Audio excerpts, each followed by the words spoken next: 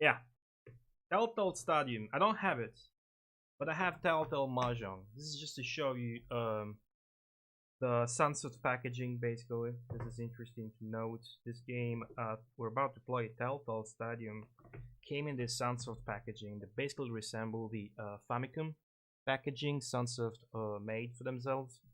So as you can see, it's much smaller. It's a nice collectible. Uh, the games that had this packaging where, let's see if I can remember them all, was Telltale Stadium. There was Shikin Joe, just playing the soundtrack off and the intro. Fucking awesome game. Fucking awesome soundtrack. There was Batman. There was Flashback. The Japanese version was published by Sunsoft and thus came in one of these. There was Lemmings, the first Lemmings, likewise. By the way, the first Lemmings, Mega Drive is like the best version. Got the greatest fucking music and it's got extra Sunsoft levels of difficulty, so like 20 extra levels called Sunsoft. And then there's a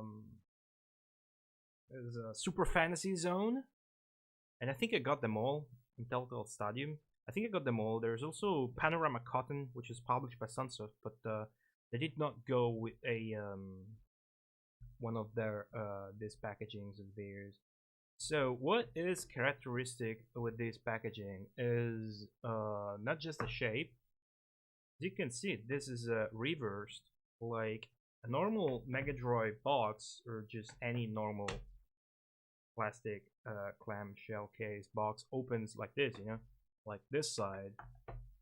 These ones will open on the other side. Not just that, but the mechanism here is different. You have to push here, and it opens on the other side instead of, you know, just pull and it's gonna open. Plus, the packaging is actually much cheaper quality for some reason. Though I love this, it's very cute. But here's the thing: the manuals, not just smaller, but they're never full color. You know, there's this mixture of yellow, green, and white, and that's about it. Well, you do get some rare artworks. This is Telltale Mahjong, for example. You don't really get full color manuals, or basically the staple Sega quality in Japan. The manuals are fucking insane. There's this extremely obnoxious thing that keeps your stuff in place that I don't use.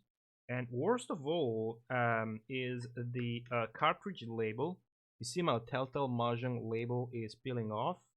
If I open the other two that I own, I bet it's gonna be exactly the same, because that's an issue with this sense of packaging. Is the quality of the material is not as high.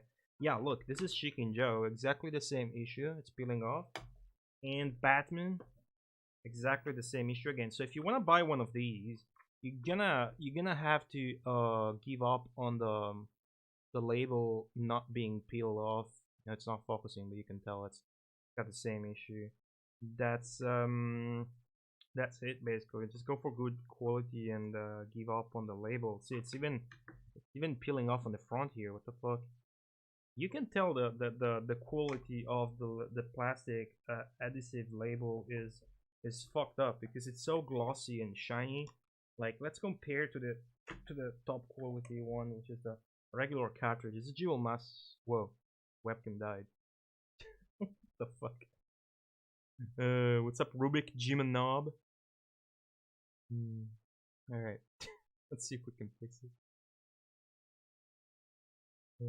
Don't webcam fucking die, dude. Oh shit. Alright, who cares? I don't care about the webcam itself much, but I Frankensteined it on this arm, so having to use a different one, I do have a backup, would be a pain in the ass. Very much pain in the ass. Okay, we got it back for a bit. So this is a normal cartridge. The GeoMaster developed by a, well, not really, but Sega game. It's normal. And this is Batman by Sunsoft. See how shiny it is and shitty. Yeah, so lower quality materials, but not just that. Even the cartridge shape is their own mold. Wonder if they recycle that from the like maybe the distributor, the producer, the manufacturer with the mold that they use for the Famicom ones, they just kind of recycle that, and that's why they have a weirder shape, which is more like cubic. It resembles more of a Famicom game, maybe. But yeah, let me get rid of this stuff quickly.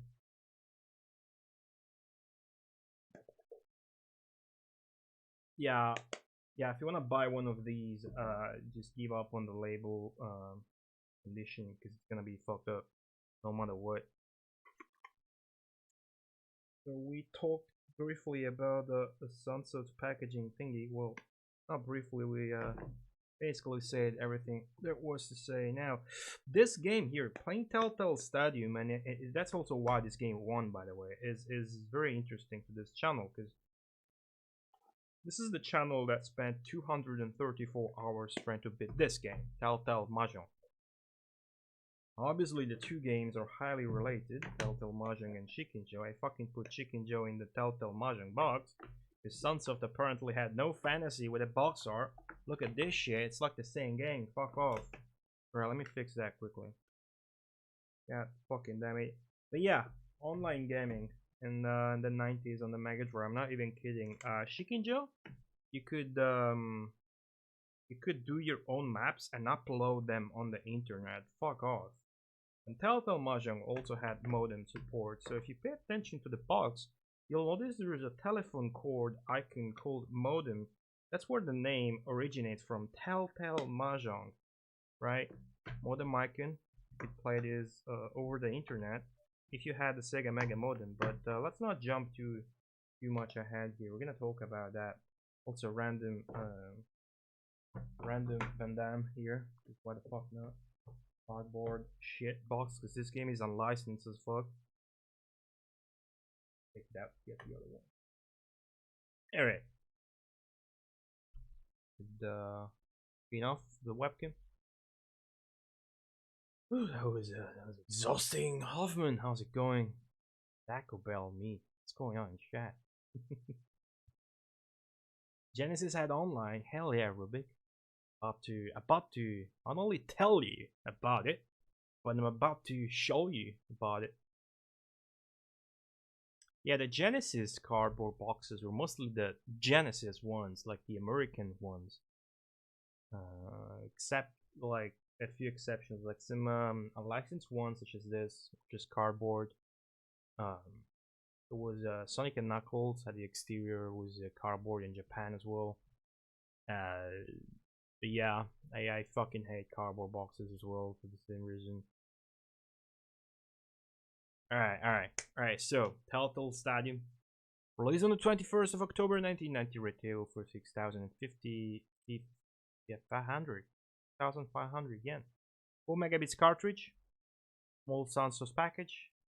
But that's not what makes this game so unique. This game supported, as you guessed it, because it's called Telltale Stadium. It supported online multiplayer in 1990 on a Sega Mega Drive. Rubik, thank you very much for...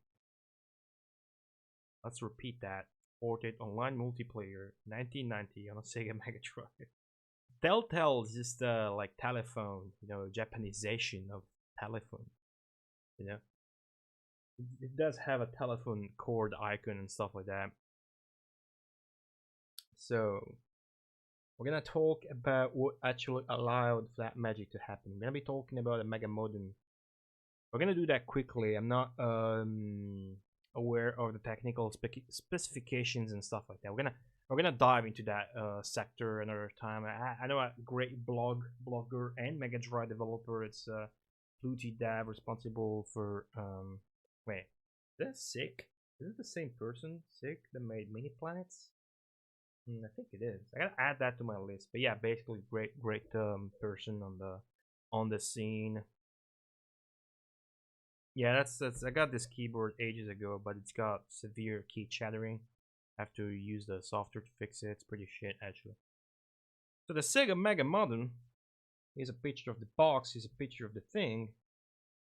Released in Japan and only in Japan on November the 3rd, 1990. Retailed at 9,800 yen on its own and at 12,800 if you got it along with a Sega game Toshokan, which you would have no reason not to. So, it's just like Telltale Mahjong, if I recall correctly. So the modem released on November, but the game, Telltale Stadium, came out in October. So initially, if you bought the game like on release, you wouldn't be able yet to play online. Yeah, it had online support in the US as well, indeed, through the Sega channel. But you didn't have the Sega Mega Modem, right? You would have the other thingy. Well, the frick the name was, I forget. Because there's a name for the cartridge, there's a name for the servers, there's a name for the model, and all three are different between regions. So good luck remembering that shit. Hey Lex, yeah, it's Telltale again. So if you then subscribe to the Sega Meganet, see another name. If you then subscribe to the Sega Meganet, for 800 yen a month, you could play online the games that supported it. Again, this was in 1990. So, such games that supported online multiplayer were, of course, Telltale Stadium, Telltale Mahjong, their Sons of Game. This one we spent 234 hours on. I'd like to remember about that. Cyberball, one's interesting. Chicken Joe. This one allows you to create your own custom maps and upload them to the internet. That's the multiplayer, like the online function. And Nikon Sports Pro Yaku Van. Now, this last one, this is like the coolest part. This last one, a note must be made. This wasn't actually a video game. Rather, what this software would do through the modem and through the subscription service, I imagine, it would display the baseball results in real time, and somehow I think it would record them for later viewing. The soundtrack was made by Naofumi Ataya, long-standing composer at Sega, responsible for soundtracks such as fucking Hybrid Front, Golden Axe 2 and 3 and Restar and a shitload more. Still works at Sega. There's some Yakuza thing stuff, I think. And the picture you see him with Jun Seno, the guitar player, the Sonic adventure, shit like that composer. So what we're gonna do is we're gonna fire up the ROM of this, because I have the ROM, right? Before we move on into other oddities, I should have capture card ready. Yeah. Okay, that will do. Should be right here. Yeah, Nikon Sports Pro Yaku Van. So this is not a video game. The ROM size is 500 kilobytes, so that means it's a 4 megabits cartridge. Exactly, wouldn't know the right emote. So let's check this out. Again, this is not a video game, but it's got hot jams.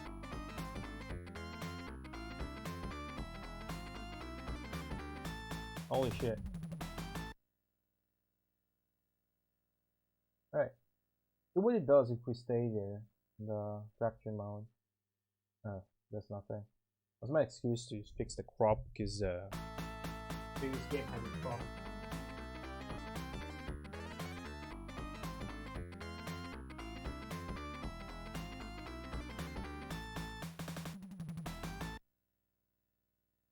Alright. Yeah, it looks like a video game, and it is not. I promise you it's not. Oh, check out this music. Okay, let's see if we can make any sense out of this. Sports Pro, okay, that's the title. Nikon Sports Pro Yaku Van. Denchao Kakeru, utilize the phone or something. Offline menu, and probably terminate session. Offline menu. Okay, let's try. Try using the phone. Please wait for the machine's connection. I think so. This is not going to work. What amazes me with the Sega thingy, when they would do this sort of stuff, they would not cheap out on the production values because they had such good composers and artists like in-house. So fucking Nafumi Ataya soundtrack here. Alright, offline menu. Look at the results. Maybe. Okay, there's no data. Data ga arimasen. Pro Yaku data database. Oh, look at the database of professional baseball. Oh shit. New score. Hey, Zenki. Hari, Serig and Pa League. Some baseball lingo probably. There's no data. There's no data. This is nothing I can do unless I travel back in time in 1991 and buy a subscription service and understand Japanese baseball. But I believe there's more screens we can look at.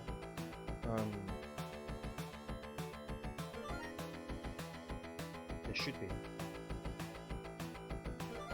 Okay, no. Okay, probably this one. No. Ooh. It's like a login here. There's a video on YouTube. I'm sure we can get to a different screen in this one. Central League and Pacific League. Okay. Yeah, none of these online functionalities work, but you can make your own level in Shikinjo still. Oh shit, Dial Q too, like the video game.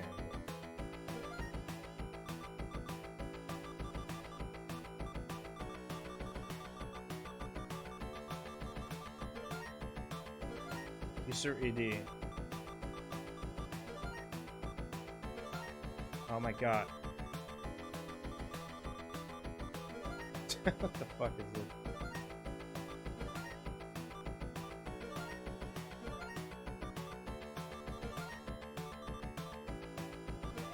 Hey, can I move on from here? No, just recording.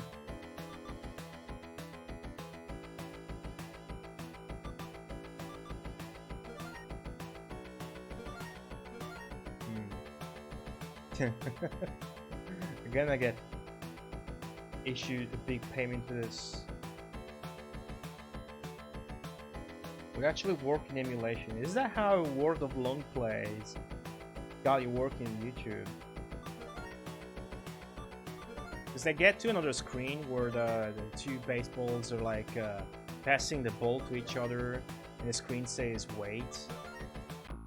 But we can't get there. Unfortunately, I can't show you that. But it's not like you're missing out big time. It's just very interesting to check out together. All right.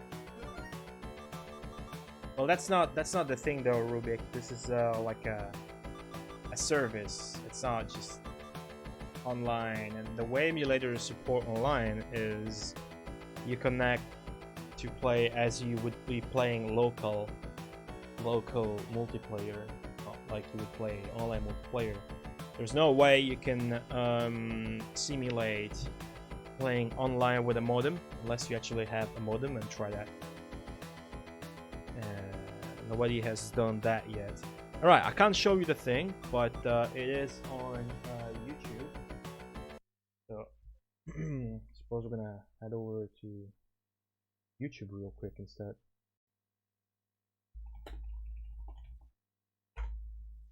Yep.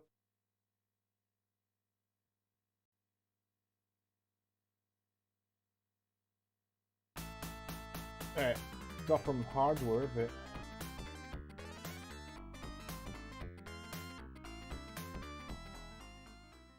let's see. This is how it.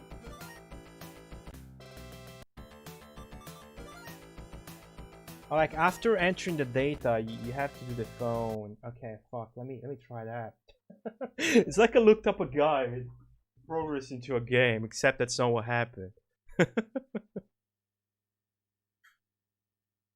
I know an expert. Like I don't know him/her, but I know there's one.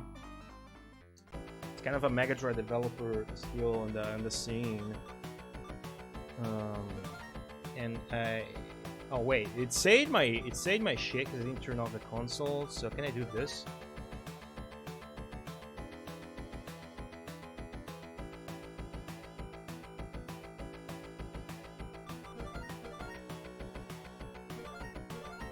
Hey, what the fuck? It works for the World of Long Plays guy. It doesn't work for me. Huh.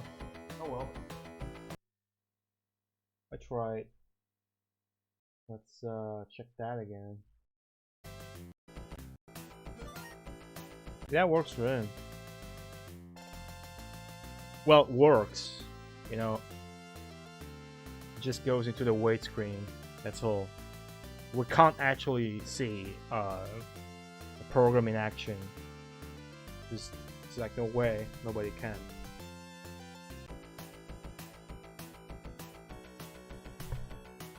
So that's it for Nikon Sports Pro Yakuvan. There's not really much else to show, but now you know that that's the thing. I didn't know. I was amazed to find out. And the music even. I downloaded the soundtrack from Project 2612 immediately when I knew it was by Naofumi Ataya. That's amazing. Alright. So let's get back on track here. We were talking about the games that support online play, and talked about this. That's not a game. Now a bit of a note about cyberball here. Football in the 21st century. This is interesting because this is originally not even a Japanese game. It's an Atari game, isn't it? So Tengen and all that, but in Japan they gave it online support. And interestingly, out of all of these games, this is the only one that would be released outside of Japan, meaning that the other regions of this game got a game capable of online multiplayer, but there was no supporting hardware. Because playing online with your Mega Drive, like playing online with your Mega Drive, which is a Japanese thing. You could only do that in Japan with the Japanese modem, with somebody else that had it. They conceal this function though, as the ROM is the same across regions. If you try to play an overseas cyberball cartridge on a Japanese Mega Drive, you would see the online option in the menu, albeit grayed out. I could show you, but we're gonna have to do that eventually when we get to playing this game. So let's not do that right now. Hey, skip, Natty.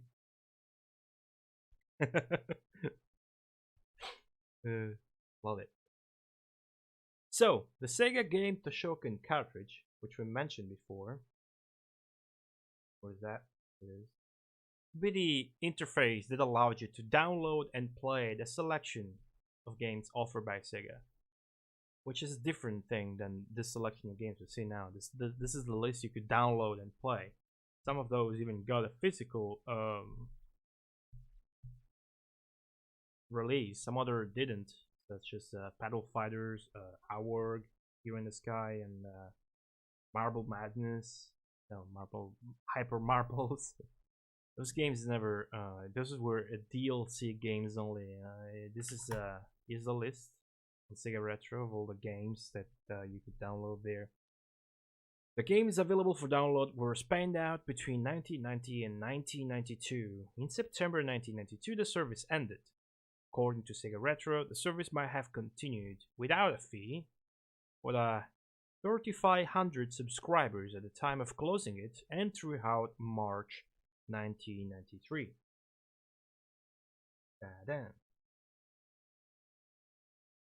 So, we've been talking a little bit about the modem. Now I want to talk about other stuff. I want to talk about the banking software, because not only the Sega MegaNet and the Sega Game Toshoken were available to use with a Mega modem, but there were also banking services, and even a life insurance one. Life insurance service called Sumisei Home Tanmatsu. Gonna look at in a second. Not the actual ROM though. Dumped, I don't think. And these softwares, like if you can find a copy of them, they go for hundreds and thousands of monies on auctions and shit like that. This is like a top collection material.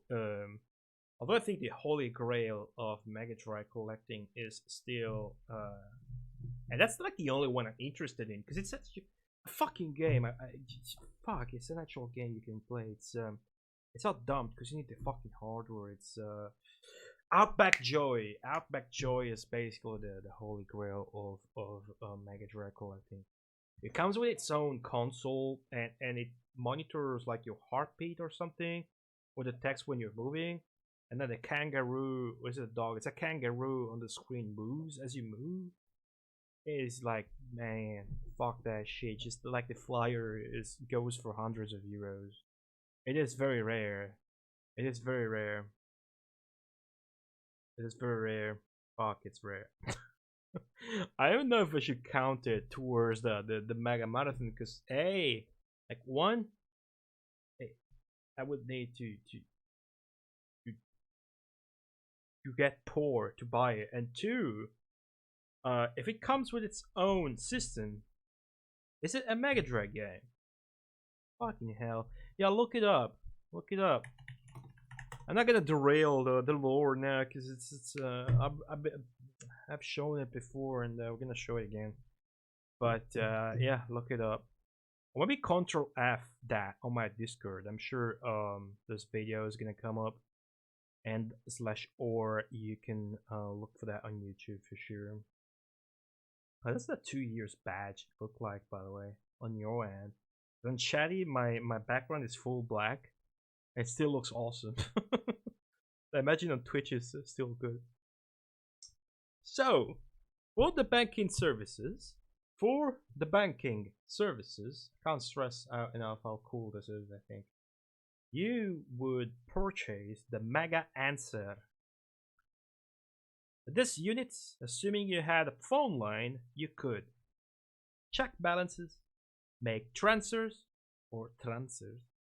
get loan information, print out financial data, and other bank functions. You think that one on the left, the white one, is a printer.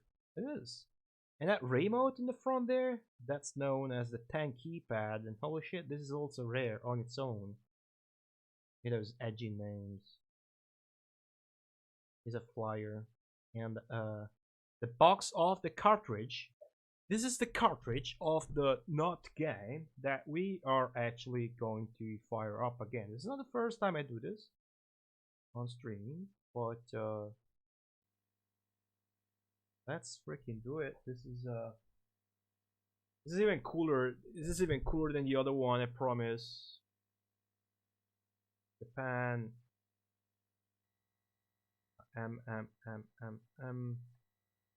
Mega Answer. Okay, the cool thing here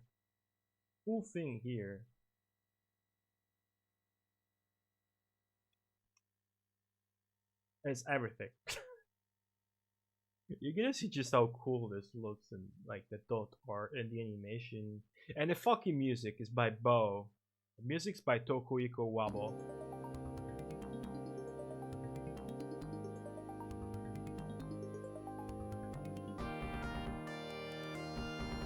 Damn. Fuck, I wanna manage my bank account on Mega Drive now. Does it do it? I think it does like really cool stuff if I don't press anything. Yeah. And it mentions the tank keypad. Dude, this fucking music. It's a demo. I love this song.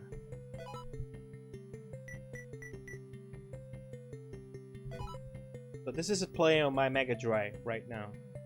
This is playing on my Mega Drive. It's not a video.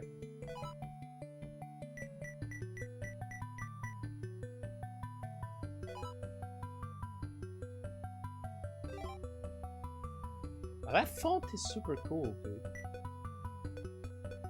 That katakana font is extremely good.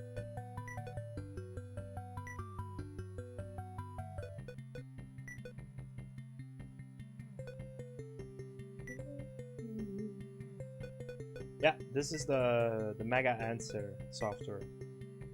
You can manage your bank account with it. It's a demo. Yeah, more on that soon. Just showing the ROM now, but there's more.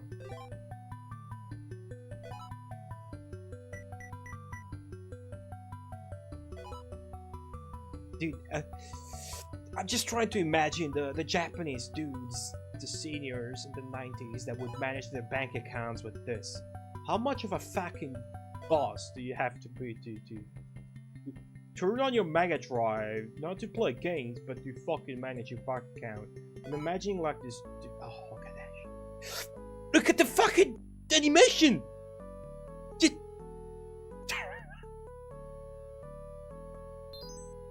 fucking detail, dude. That's like the loading time. That's probably like I wasn't reading. That's probably Parkodia fucking transfer or something, and then the paper plane. Look at. I can't read that shit text. I'm too focused on watching the airplane. God fucking damn it, dude.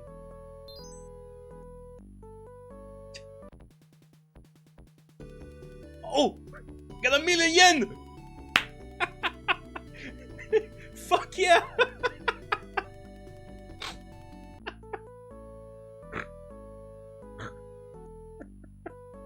Shit. Oh, this is so cool.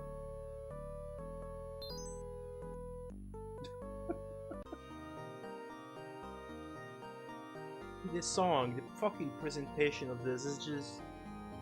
Oh, why is this so good? What the fuck? We finally buy Outback Joe. Alright, so that was the demo. It plays on its own, the demo. Now I'm gonna try going around, but without the 10 keypad, the remote, without the modem, without the actual Mega Answer units, there's nothing we can do. But the ROM, as you can see, still works. And the fact that there's a demo in it, it is so cool because we get to like that's all I can ask for. It's a demo that fucking shows you how it was back in the day. So it's dumped. So we got to see it. That makes me, it makes my dick severely hard. This is the demo again though. My pad is not working. I remember it would work. It probably froze after yeah.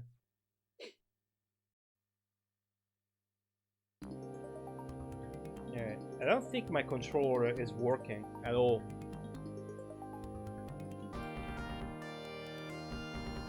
In which case, that's fine. We've seen, you know, the rest is just manuing. We can't get through. Yeah, it wants me to press a button on the 10 keypad, probably. Yeah, the Famicom also. Yeah, we're gonna get to that in a second. Alright, so we can't use this now, but we don't need to. We've seen everything.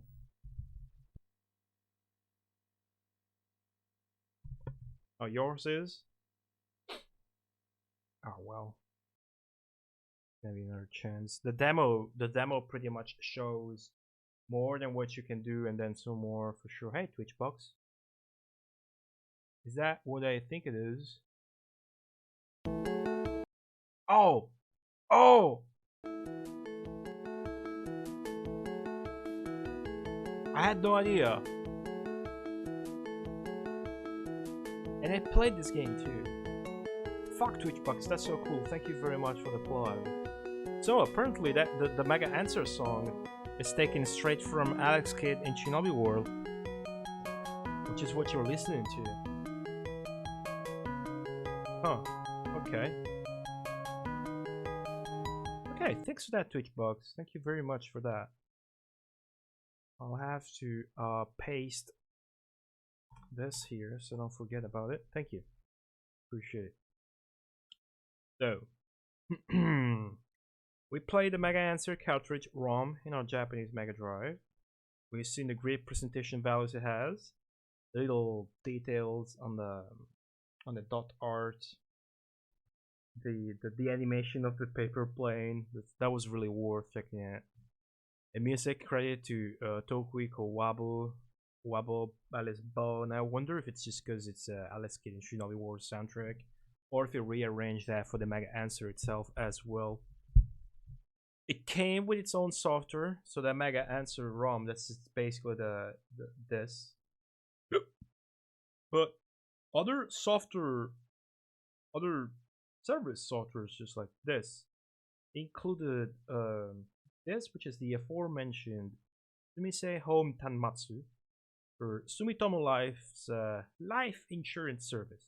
So this is probably the most, you know, like this is top 5 rarest Mega Drive items material, stuff like this that we're talking about. This is there's no ROM, no dump for this. If you can find a dump, please tell me.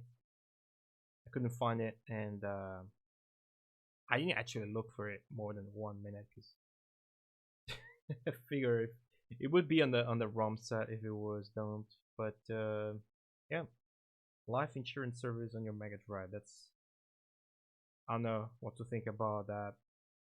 And then there's Osaka Bank. Osaka Bank, my line. This is the only image of the box, and it's in some dude's fucking blog from 1999 or some shit.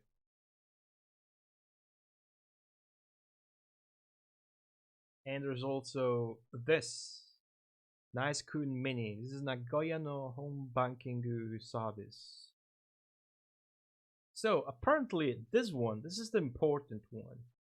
This is probably what triggered it all. Here's a cartridge.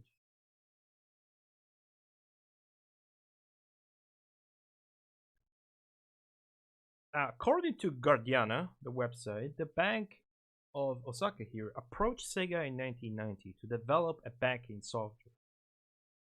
Later, the bank decided they also wanted their own packaging. In fact, you can see that this must have been pretty much the same as the Mega Answer ROM, so probably not missing out too much on that ROM not being dumped, because it came with the same manual. This is a manual that came with the, because the unit's still called the Mega Answer, so you'd have to use the Mega Answer too. Basically a duplicate, but with the I don't know what to imagine. Maybe the Osaka Bank dudes would, if you were a customer, they would give you a Mega Drive with a car. I don't fucking know. Would they give you the hardware or just sell you the cartridge? I can't imagine how rare buying this was, even when it came out.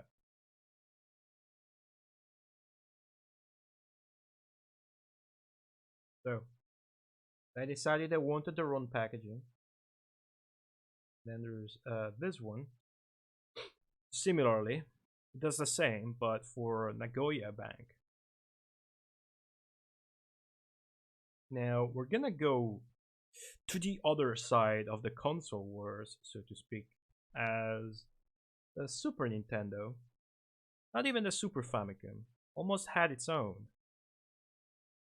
And if you guys have a video of the Famicom one, I couldn't find it, but apparently when Osaka Bank went to Sega to let them make them the software for this, they basically were inspired by the Famicom already done banking software, so nothing new there, nothing new by any means. But let's look at this now.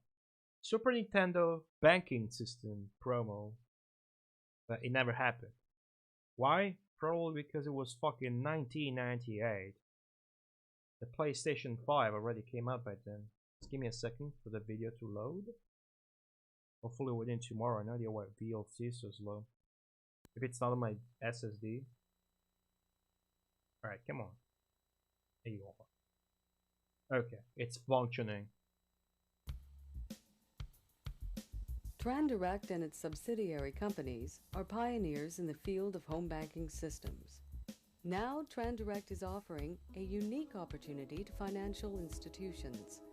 Over 60% of North American homes do not have personal computers. Java Power. This constitutes an untapped market, a market with which you can now communicate electronically using TranDirect's unique solution. For the next few minutes, we'll look at some of the advantages of using the TranDirect home banking solution.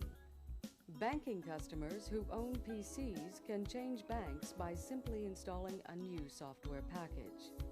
With TranDirect's brandable home banking cartridge, you take one step closer to ensuring customer loyalty. Quality chat. With TranDirect's new cartridge technology, the limitations of cartridge-based applications have been removed. Look how's it manhandling that cartridge, dude. Is it fucking feeling it? It's feeling it so hard. Have been removed. Cartridge technology used to mean updates That's were a... costly and time. Isn't that a Motorola chip? No, I don't know what that is. Stop sounding Used to smart. mean updates were costly and time-consuming. Each individual cartridge needed to be Fuck is this science? using special hardware and software. TranDirect has designed an updating system which allows the cartridge to be updated by the back-end server over a data line. The process becomes automatic, allowing the financial institution to update services easily and quickly. When a connection is made between the Super Nintendo and the server, the last date the client logged in is checked. If updated functions were added since that date, they are downloaded as needed. Makes sense. This means that updates to the customer are automatic and low cost.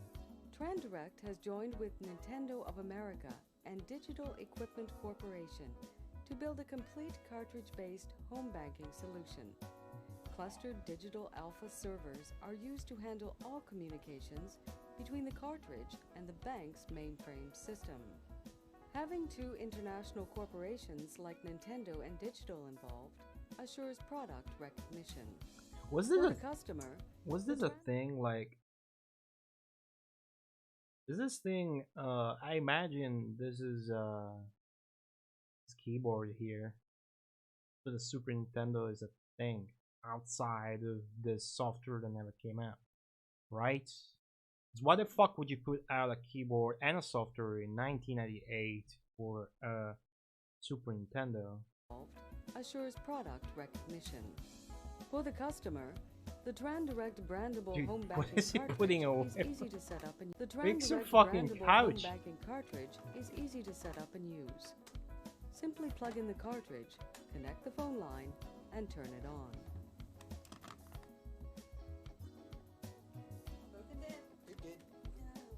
The access code used with the cartridge as a password is recorded at the customer's password is 1 2 the 3 same 4 way 5. as the PIN used with a debit card. Logging on and using the cartridge is as easy as using an ATM. A big attraction for customers is internet email. According to recent studies by the International Data Corporation, mail from Vince is by far the most popular use of the internet, accounting for over 70% of internet activity. The TranDirect home banking cartridge allows the whole family to keep in touch with friends, relatives, and business associates via internet email. This is a real plus for your customers and another way to increase customer loyalty. The TranDirect home banking cartridge includes all traditional online banking services. The customer can access includes all He's traditional. Got 56,249 super savings and more. Fucking Larry can't fix his couch for shit, and his password is 1 2 3 4 5, and he's using a Super Nintendo in 1998 to read emails and do bank shit, but he's got some fucking super savings, dude. Online banking services. The customer can access account information and statements, transfer money between accounts, and pay bills.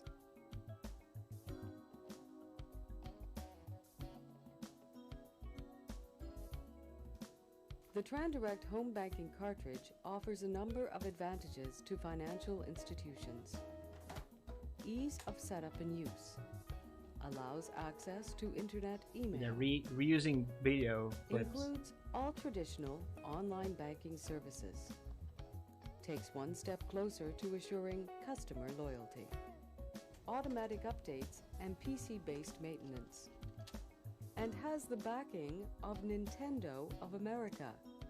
All this gives you an inexpensive, easily updatable solution for home banking, which all your customers will want. Make the Trend Direct solution your solution. Call us today.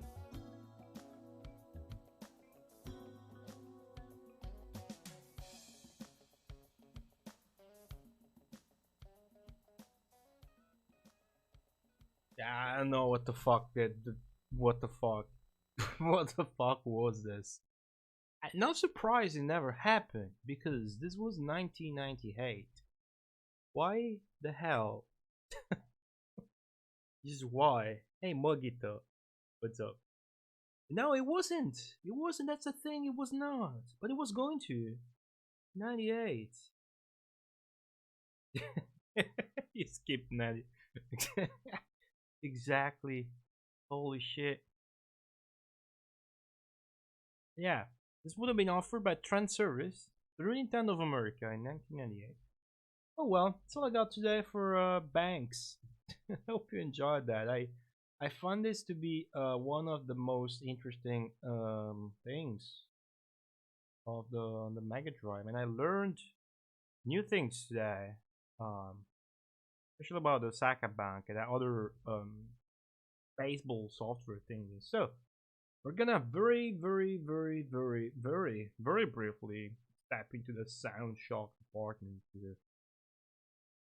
There's a mystery here to solve some of that, but more for the arcade fans. I don't know where to look for that material. Anyway, although it is known that the sound design is made by Shinichi Seiya, thank you very much.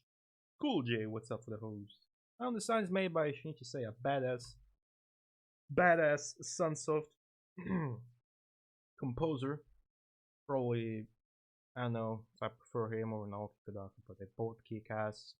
Also known as Ass. Yes, this is from the credits of Shikinja. Another Sunsoft. This game, Shikinja. Another Sunsoft small cartridge game that supported online gaming in 1990 or 1991.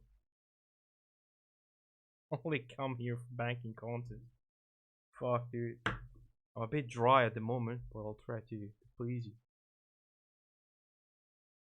So, the composer, though, just goes in the list of the mysteries, because Vile Music, that's the credit here. Vile Music, it's another alias for somebody at Sunsoft, I think. I have no idea whom.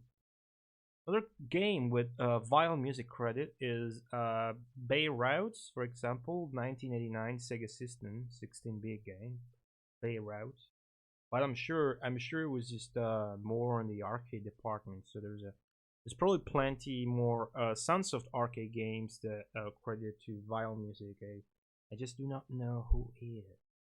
No fucking clue. So that is it for the Lore Shock of a Telltale Stadium. I hope you've enjoyed that. I sure did. So let us start the game already.